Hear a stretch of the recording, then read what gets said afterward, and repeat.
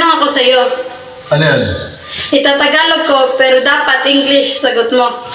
Okay, sige. Okay, Ano yan? Kung ang Tagalog ng bundok ay bundok, Oh. at sa Bisaya naman ay bukid, Oh. ano naman ang English ng bundok? English ng bundok. Oh. Dali-dali lang. Quarry. Bakit kuwari? Hindi! Day, makinig ka sa aking tikrito. Kung ikaw ay school na. Aray! Quarry nga. Ang Tagalog ng bundok ay bundok.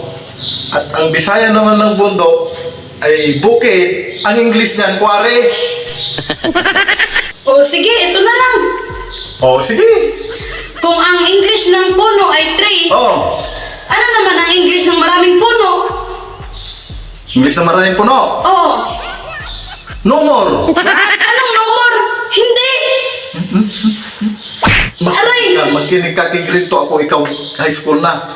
Ang English ng puno ay tree. Ang English ng maraming puno, no more yan. Hindi nga no more! No more nga yan kasi nga quarry. Aray!